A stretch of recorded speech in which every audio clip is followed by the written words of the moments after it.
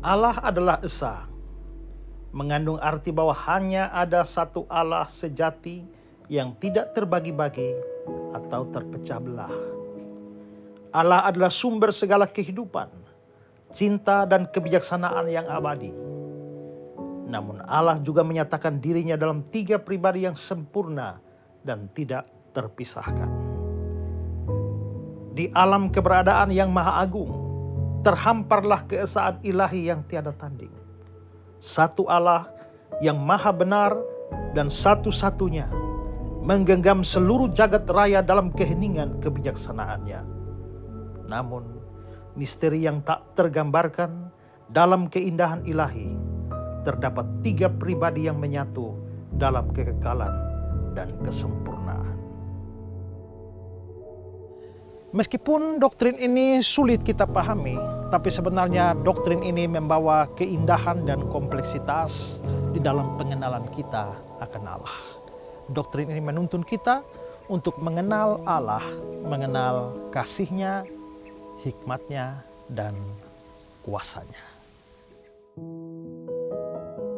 Nah, karena sulit, maka kita membutuhkan cara yang tepat di dalam memahami doktrin Allah Tritunggal itu.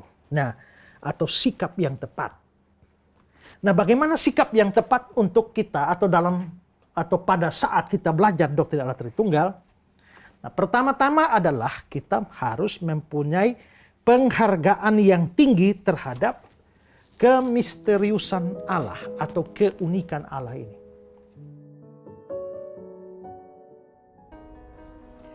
Selamat datang di program Ku Tahu Yang Ku Percaya. Sebuah program yang mengajak kita belajar lebih dalam mengenai makna kekristenan dan mengenal lebih dalam tentang Allah. Pada seri kali ini kita akan belajar tentang doktrin Allah. Saudara, program ini dapat kami produksi karena donasi dan kemitraan saudara bagi pelayanan Pijar TV. Kami begitu bersyukur atas donasi yang saudara berikan. Bagi saudara yang ingin terus menyaksikan episode-episode terbaru dari program Ku Tahu Yang Ku Percaya ini, saudara dapat mengirimkan donasi ke nomor rekening yang tertera di layar. Seberapapun donasi saudara akan sangat memberkati pelayanan ini.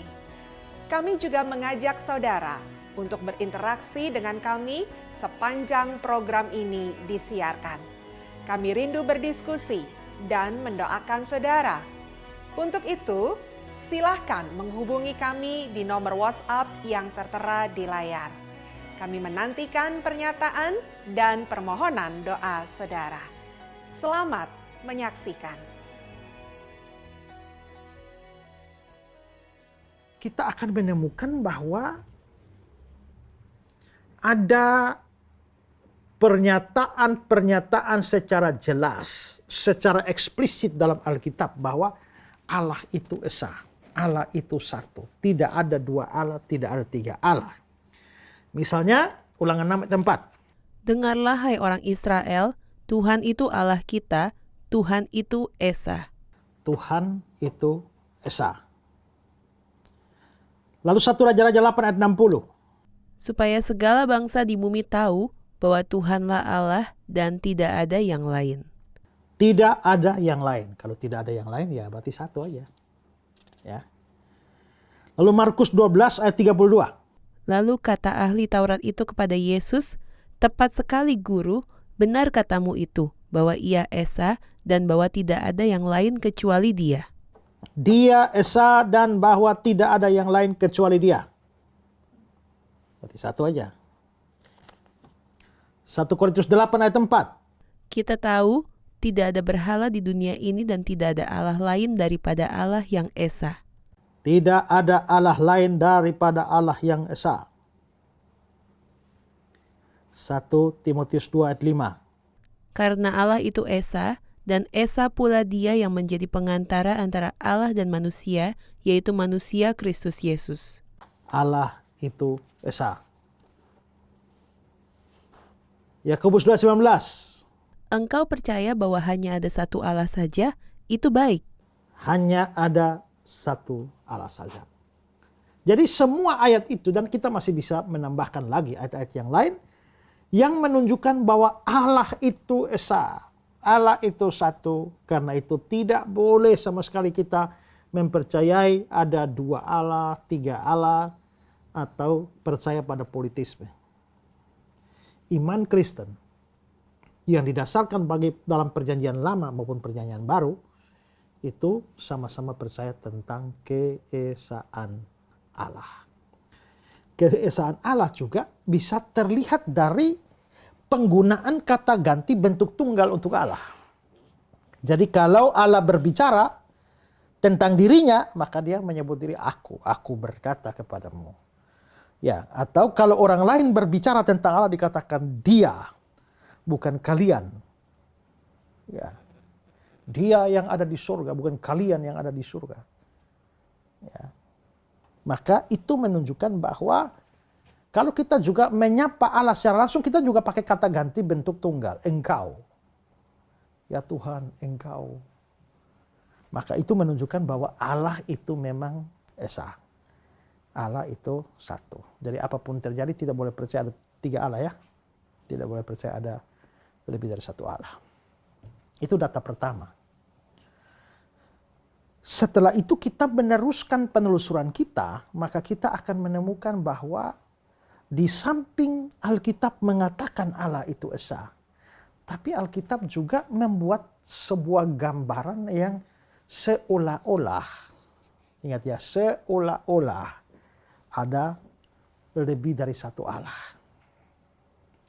Waktu kita belajar soal nama Allah, kita sudah lihat bahwa nama Elohim itu bentuknya jamak. Bentuknya jamak dari kata Eloah. Nah, Eloah menjadi Elohim itu jamak. Dalam bahasa Inggris ya kalau dikasih S berarti jamak. Book berarti 1 saja. Tapi kalau books itu lebih dari 1 buku. Nah, kalau Ibrani itu im. Seperti penggunaan Mahanaim atau Immanuel, ya itu itu adalah bentuk jamak. Dan adalah sesuatu yang menarik bahwa Allah itu esa. Tetapi namanya bukan hanya dalam bentuk tunggal yaitu Eloah. Tapi juga di dalam bentuk jamak yaitu Elohim. Dan lebih menarik lagi penggunaan Elohim itu jauh lebih banyak daripada Eloah. Eloah yang bentuk tunggal itu kira-kira hanya 250 kali saja. Tapi Elohim yang dalam bentuk jamak itu adalah 2.500 kali. Jadi kira-kira 10 kali. Ya. Juga ada penggunaan bentuk jamak, kata ganti jamak dalam hubungan dengan Allah. Ya, coba baca Kejadian 1 ayat 26. Berfirmanlah Allah, baiklah kita menjadikan manusia menurut gambar dan rupa kita, supaya mereka berkuasa atas ikan-ikan di laut dan burung-burung di udara, dan atas ternak dan atas seluruh bumi. Ya, baiklah kita menjadikan manusia menurut gambar dan rupa kita. Ya. Kalau di sini menuliskan kita, jelas adalah kata ganti bentuk jamak. Tapi siapakah kita di dalam ayat ini? Ya, makanya sekarang saya menunjukkan bahwa ada kejamakan. Kan Allah itu kan esa, tapi kenapa dipakai kita di sini? Ya. Nah, ada pandangan bahwa kita di situ itu adalah Allah sedang mengajak dewan surgawi. Dewan surgawi ini adalah malaikat-malaikat. Jadi Allah ngajak, baik, malaikat-malaikat, baiklah kita menciptakan manusia menurut gambar dan rupa kita. Nah, ada pandangan begitu, tetapi itu pandangan yang salah. Kenapa? Karena kalau Allah ngajak malaikat menciptakan kita, baiklah kita menjadikan manusia, berarti manusia juga dicipta oleh malaikat. Ya kan? Baiklah kita menciptakan manusia menurut gambar dan rupa kita. Kalau kita di situ malaikat, Allah dan malaikat, ya itu berarti kita juga dicipta menurut gambar dan rupa malaikat. Kalau betul malaikat mencipta kita, maka malaikat harus disembah. Karena dia adalah pencipta kita. Hormat dan pujian diberikan kepada malaikat. Padahal di dalam Alkitab kita melihat bahwa malaikat-malaikat itu, khususnya malaikat yang baik, pasti menolak disembah. Kalau ada malaikat yang kepengen disembah atau menerima penyembahan, itu pasti malaikat jahat. Ya. Coba lihat Wahyu 19 ayat 10, coba baca. Maka tersungkurlah aku di depan kakinya untuk menyembah dia. Tetapi ia berkata kepadaku, janganlah berbuat demikian. Aku adalah hamba sama dengan engkau dan saudara-saudaramu yang memiliki kesaksian Yesus. Sembahlah Allah. Karena kesaksian Yesus adalah roh nubuat. Ya, jadi malaikatnya pada waktu disembah menolak. Lalu mengalihkan penyembahan itu kepada Allah. Sembahlah Allah. Kalau malaikat adalah pencipta manusia, mestinya malaikat juga tidak keberatan dong disembah, karena dia juga pencipta. Yaitu hal yang sama ada di Wahyu 22 ayat 8 dan 9, di mana malaikat itu menolak penyembahan. Jadi pandangan yang mengatakan bahwa kita, dalam Kejadian 1 ayat 26, itu adalah Allah dan dewan surgawi, nah itu menjadi pandangan yang keliru. Ya. Ada juga yang menafsirkan bahwa kita di sana itu adalah apa yang disebut sebagai plural majestaticus dalam bahasa Latin. The majestic plural. Jamak kehormatan. Nah, apa yang dimaksudkan dengan majestic plural itu? Nah, coba perhatikan kata-kata dalam God Question ini. Jamak kehormatan juga disebut jamak kerajaan, adalah penggunaan kata jamak seperti kata ganti kami atau kita untuk merujuk pada seseorang. Sebagai jenis nosisme, jamak kehormatan menekankan sesuatu atau menghormati seseorang dengan gaya bahasa tertentu. Pada dasarnya, ketika seorang anggota keluarga kerajaan merujuk pada dirinya sendiri, ia mengatakan kami dan bukan aku. Ia menggunakan jamak kehormatan. Misalnya Ratu Victoria, setelah mendengar lelucon yang hambar, ia lalu mengatakan, kami tidak terhibur. Tujuan dari jamak kehormatan adalah untuk menunjukkan kebesaran, kekuatan, dan prestise. Biasanya digunakan untuk para bangsawan, raja, paus, dan orang-orang berkedudukan tinggi lainnya ketika berbicara dalam kapasitas resmi atau oleh mereka yang berpangkat rendah ketika berbicara tentang atau kepada atasan mereka. Maaf Pak, apakah Pak bisa berikan contoh tentang jamak kehormatan di Alkitab? Saya masih belum mengerti soal itu. Ya, jadi jamak kehormatan itu, ya contohnya di dalam, kita lihat dalam kitab Ayub saja ya. Ayub 40 ayat 10 sampai 13. Coba kamu baca Ayub 40 ayat 10 sampai 13. Perhatikanlah kuda Nil, perhatikanlah tenaga di pinggangnya, kekuatan pada urat-urat perutnya. Ia merenggangkan ekornya seperti pohon aras, otot-otot pahanya berjalin-jalinan, tulang-tulangnya seperti pembuluh tembaga, kerangkanya seperti batang besi. Oke, di ayat 10 tadi dikatakan perhatikanlah kuda Nil. Nah, ini Alkitab Indonesia bilang kuda Nil, padahal ini terjemahan yang tidak tepat itu.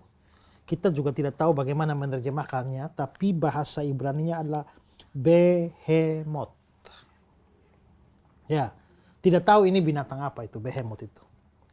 Nah, Alkitab Indonesia terjemahan baru itu memaksa menerjemahkannya, lalu akhirnya menjadi kuda Nil. Padahal itu terjemahan yang tidak terlalu tepat. Bagus terjemahan lama itu tetap mempertahankan behemoth. Ya. Juga di dalam terjemahan IMLT behemoth, di dalam Authorized Version juga behemoth, dalam Darby Bible juga behemoth. Jadi banyak terjemahan Alkitab yang lebih baik mempertahankan kata Ibrani behemoth daripada menerjemahkan kuda Nil. Jadi pokoknya sekarang kita mau lihat bahwa ini binatang ini namanya behemoth. Nah, kalau kita melihat deskripsi tentang behemoth, ini sepertinya bukan binatang biasa nih. Ini binatang luar biasa. Itu nampak dalam ayat 10 sampai ayat 19 ya. Di ayat 10, ayat 11 ada kata-kata tenaga di pinggangnya, kekuatan pada urat-urat perutnya. Di ayat 12, otot pahanya berjalin-jalinan. Ayat 13, tulang-tulangnya seperti pembuluh tembaga, kerangkanya seperti batang besi. Lalu nanti ayat 16, dikatakan dia menderum. Lalu ayat 18, biarpun sungai sangat kuat arusnya, dia tidak gentar, dia tetap tenang biarpun sungai Yordan meluap melanda mulutnya. Nah, itu binatang apa itu? Behemoth ini. Ya. Kalau Alkitab terjemahan bahasa Indonesia hari itu hanya bilang perhatikanlah behemoth, si binatang raksasa. Berarti behemoth itu binatang raksasa. Tapi binatang raksasa bagaimana? Nah, maka ada orang yang menafsirkan bahwa behemoth itu pasti adalah seekor dinosaurus yang besar sekali. Nah, tapi terlepas daripada itu binatang apa, tapi jelas bahwa behemoth ini binatang yang sangat-sangat kuat, sangat hebat. Yang tadi kita lihat deskripsi tentang dia begitu hebat. Ya. Tapi ada berapa behemoth di sana? Ya. Coba lihat kembali Ayub 40 ayat 10 sampai 12. Ayub 40 ayat 10. Perhatikanlah kuda Nil. Ya, perhatikanlah behemoth. Terus ayat 11. Perhatikanlah tenaga di pinggangnya. Tenaga di pinggangnya. Berarti ada berapa behemoth? Satu kan? Kalau ada banyak berarti perhatikanlah tenaga di pinggang mereka. Kan gitu kan? Ya. Ya. Di pinggangnya. Terus? Kekuatan pada urat-urat perutnya. Perutnya. Berarti satu behemoth itu. Ayat 12. Ia merenggangkan ekornya seperti pohon aras. Iya, berarti satu. Ya. Otot-otot pahanya. Berarti kata ganti iya dan nya itu menunjuk bahwa di sana hanya ada satu behemoth.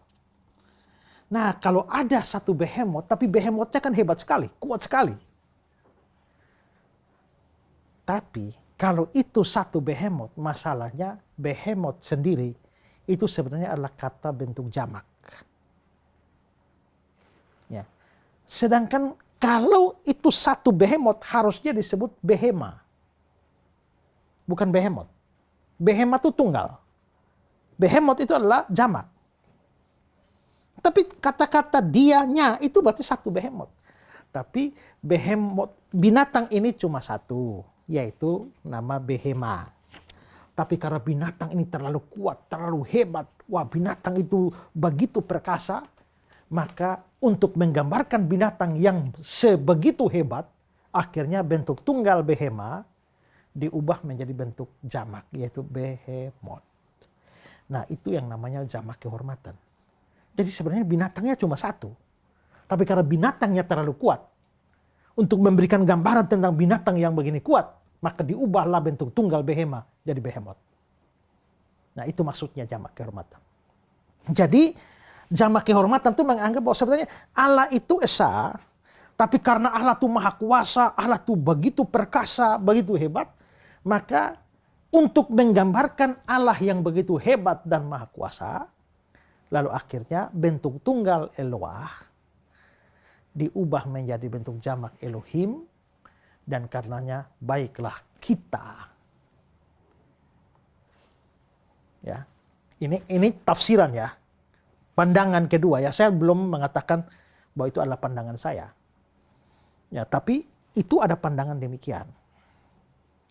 Nah, keberatan terhadap pandangan ini adalah masalahnya kata kita di dalam Kejadian 1 ayat 26 itu bukan diucapkan oleh manusia yang ingin meninggikan Allah lalu menggunakan bentuk jamak. Baiklah kita menjadikan manusia menurut gambar dan rupa kita. Itu yang ngomong kata-kata itu adalah Allah. Sehingga kalau jamak kehormatan manusia menggunakannya untuk menghormati Allah, oke. Tapi kalau Allah yang menggunakannya, Allah mau menghormati siapa? Dirinya sendiri kah atau bagaimana? Ya. Selain itu juga, itu menjadi kesulitan untuk memahami jamak kehormatan ini dalam perbandingan dengan Kejadian 3 ayat 22. Coba baca Kejadian 3 ayat 22. Berfirmanlah Tuhan Allah, sesungguhnya manusia itu telah menjadi seperti salah satu dari kita, tahu tentang yang baik dan yang jahat. Salah satu dari kita. Berarti seolah-olah ini memang ada lebih dari satu ya. Maka dari sini kita bisa lihat bahwa pandangan tentang jamak kehormatan ini juga tidak terlalu bisa kita terima. Ya, jadi kembali kepada pertanyaan kamu tadi, siapa kita di dalam Kejadian 1? Ayat yang ke-26 itu. Ya, sebenarnya kalau kita mau melihat, maka sebenarnya kita di situ itu boleh kita anggap sebagai sesuatu indikasi atau sesuatu bayang-bayang yang merujuk kepada adanya semacam kejamakan tertentu di dalam diri Allah. Yang bentuk yang sama muncul dalam Kejadian 11 ayat yang ke-7. Baiklah kita turun mengacau balaukan di sana bahasa mereka. Juga dalam Yesaya 6 ayat 8. Tetapi di dalam versi King James. Kan dalam versi Alkitab Indonesia, siapakah yang akan kuutus dan siapakah yang mau pergi untuk aku? Tapi dalam versi King James yang lebih cocok dengan bahasa asli, itu dia memakai bentuk jamak pada kalimat terakhir ya. Whom shall I send and who will go for us? Siapakah yang akan kuutus dan siapakah yang mau pergi untuk kami? Nah, ini kami ini bentuk jamak. Nah, sehingga dari sini kita bisa melihat bahwa ya Alkitab bilang Allah itu Esa. Satu. Tapi kok kayaknya ada jamaknya ya. Yang muncul dalam kata kita tadi itu. Contoh lain. Pemunculan bentuk jamak ini adalah Amsal 9 ayat yang ke-10. Coba baca.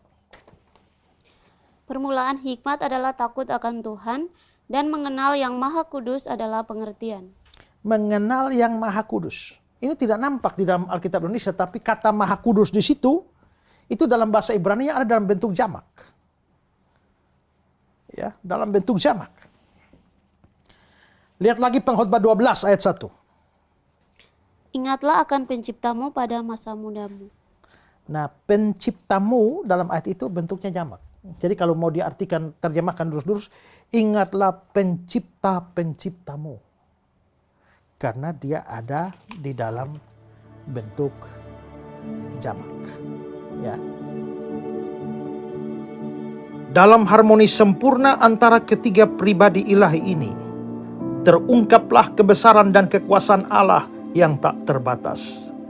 Dalam misteri Tritunggal ini, kita dapat melihat keindahan hubungan kasih yang abadi antara Bapa, Anak, dan Roh Kudus yang menjadi dasar bagi hubungan kasih.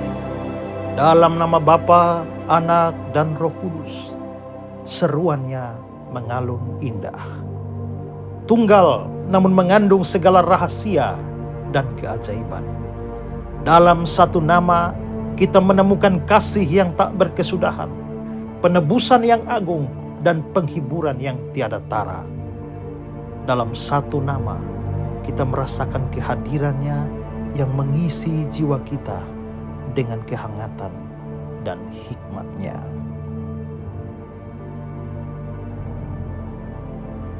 Karena doktrin Allah Tritunggal ini adalah doktrin yang sukar, maka pengenalan kita akan doktrin ini hanya dimungkinkan kalau kita dibukakan pengertian oleh Tuhan. Karena itulah penting bagi kita untuk meminta pertolongan Tuhan di dalam memahami doktrin ini. Tuhan, ajarlah kami mengetahui hal-hal yang belum kami ketahui. Karena manusia tidak dapat mengetahui apapun tentang Engkau, kecuali Roh Allah saja. Apabila akal tak berdaya, biarlah iman yang menyangga kami. Dan kami akan berpikir bahwa kami sudah percaya, bukan supaya kami percaya. Amin.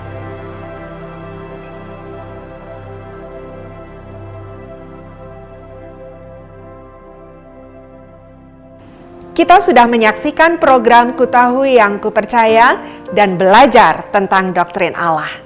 Kami mengajak saudara untuk berinteraksi dengan kami setelah menyaksikan program ini. Kami rindu berdiskusi dan mendoakan saudara. Untuk itu, silakan hubungi kami di nomor WhatsApp yang tertera di layar. Kami menantikan pernyataan dan permohonan doa saudara. Saudara, program ini dapat kami produksi karena donasi dan kemitraan saudara bagi pelayanan Pijar TV. Kami begitu bersyukur atas donasi yang saudara berikan. Bagi saudara yang ingin terus menyaksikan episode-episode terbaru dari program Ku Tahu Yang Ku Percaya ini, saudara dapat mengirimkan donasi ke nomor rekening yang tertera di layar. Seberapapun donasi saudara akan sangat memberkati pelayanan ini. Terima kasih untuk kebersamaan saudara dalam program Ku Tahu Yang Ku Percaya ini. Sampai jumpa di episode berikutnya. Salam terang bagi Indonesia.